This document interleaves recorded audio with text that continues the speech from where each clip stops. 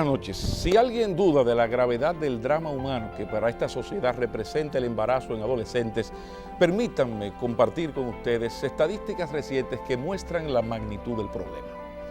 En nuestro país, 1 de cada 3 adolescentes y mujeres jóvenes de las familias más pobres se habían embarazado antes de cumplir 20 años. Por lo menos el 22% de las jóvenes entre 15 y 19 años en República Dominicana tiene al menos un hijo. Somos el 5º país en recurrencia de embarazos adolescentes en toda América Latina, solo detrás de Nicaragua, Honduras, Venezuela y Ecuador. En República Dominicana, el embarazo adolescente representa el 18% de las causas de abandono de las escuelas en jóvenes de 14 a 17 años. Y si no fuera suficiente, 1 de cada 5 muertes maternas relacionadas con el embarazo, el parto y el posparto ocurre entre adolescentes. Precisamente por eso hemos invitado a Sonia Vázquez, que es la representante auxiliar del Fondo de Población de las Naciones Unidas, y a Lía Biaggi, que es psicóloga clínica infantil, con una especialidad en este asunto de los adolescentes. Sálvame Dios, tengo un adolescente. Bienvenidas, damas. ¿Cómo están ustedes? Bien, gracias por la invitación. Si ustedes están de acuerdo, me gustaría, Sonia, la izquierda no está de moda, pero qué caray. Me gustaría que situemos el problema del embarazo en adolescentes en República Dominicana. ¿Qué tan grave es la situación?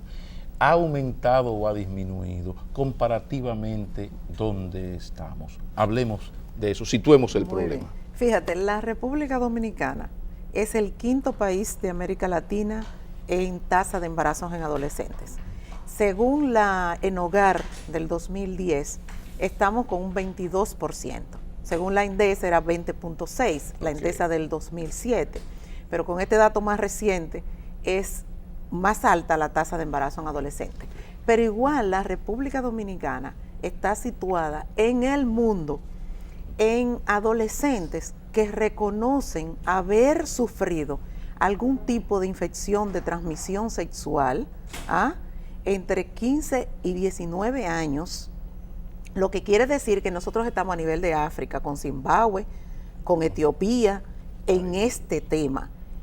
Porque muchas veces el tema de embarazo en adolescentes no es solo el embarazo, es también un tema de salud y de vida. Fíjate que cada 4 muertes maternas, 1 corresponde a los adolescentes, a las adolescentes.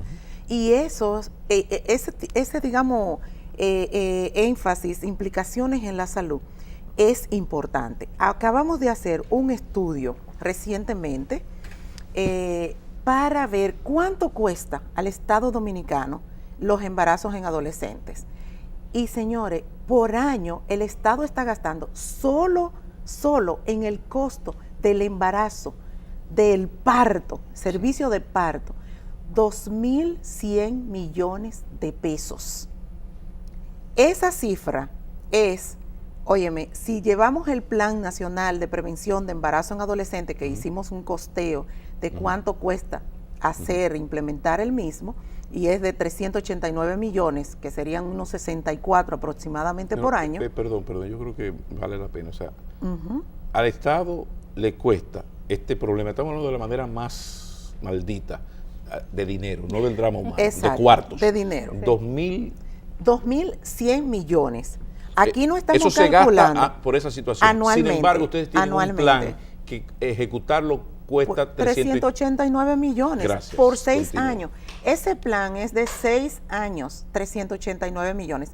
Por año, eso es aproximadamente 64 millones de pesos. O sea, es nada. Es 33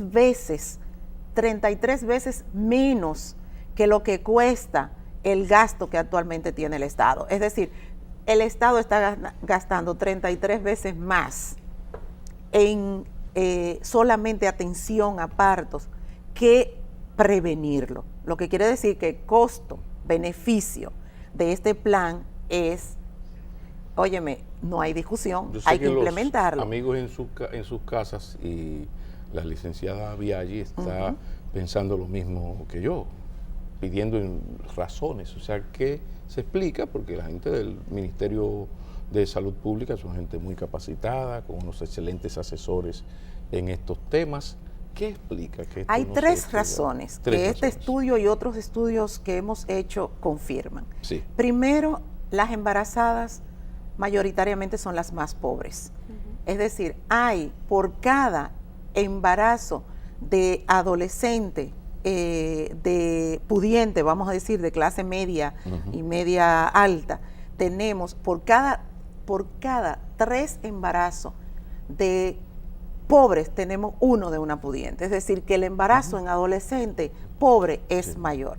Segundo, tenemos en ese mismo tema de la pobreza, tenemos la región Enriquillo, que es una región pobre, ¿verdad?, comprendida por Bauruco, Pedernales, Independencia y Barahona, tiene 3 veces más alta la tasa de embarazo en adolescente que la región, por ejemplo, que comprende Dajabón, Montecristi y Valverde Mao. Entonces, ¿qué quiere decir eso? De nuevo, un tema de pobreza. El segundo elemento es de educación.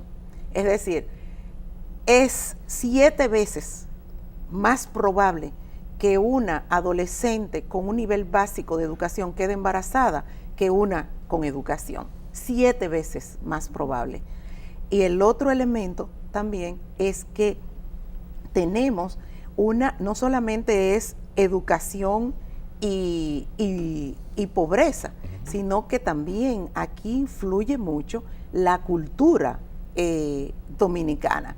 Es decir, hay una especie de venta de un proyecto de vida centrado en la maternidad.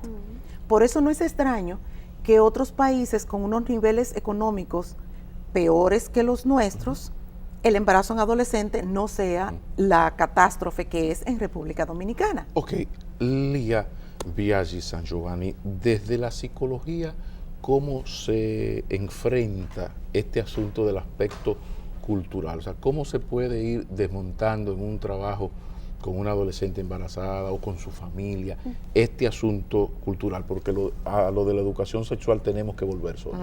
Sí, una de las cosas primarias es trabajar sobre la educación sexual, como decía. Eso es fundamental. ¿Por qué? Porque el adolescente en la casa, los padres no le hablan de la sexualidad y muchas veces buscan un tercero que le hable de la sexualidad y dice, bueno, eso no es mi tema, que se lo hablen en la escuela. Y en realidad, donde se debe hablar de la sexualidad es en casa.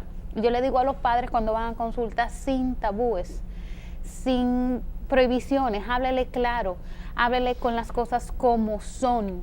¿Por qué? Porque el adolescente, ¿qué tiende a hacer? Buscar información en internet o buscar información con los pares, donde no tienen una información válida, no tienen una información real. Se han hecho estudios donde se ha visto que los adolescentes que tienen una buena relación y una buena comunicación de sexualidad en casa retrasan hasta el inicio de su vida sexual. Entre padre y madre, ¿cuáles son más dados? ¿Cuál de los dos es más dado a hablar con los hijos? Yo entiendo que ninguno. Ninguno, porque uno se lo echa al otro. No, ese es tu tema que tú tienes que hablar, no, ese es tu tema. Si es una hembra, no, tú como mujer tienes que hablarle de eso y tú como hombre tienes que hablarle de eso. Pero cuando se habla en términos prohibitivos. No lo hagas, eso es malo, eso es pecado, pero no te hablo de lo que es. Esto nos lleva al tema de educación sexual. Debemos hacer una pausa.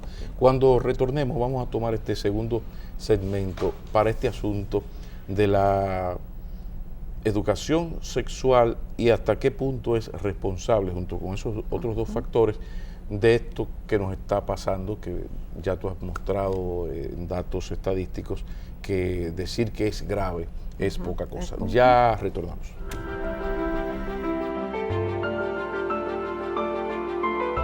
Influye de manera negativa, lamentablemente, la parte religiosa, donde se castiga, donde se prohíbe, donde hablar de sexualidad es hablar de prohibición.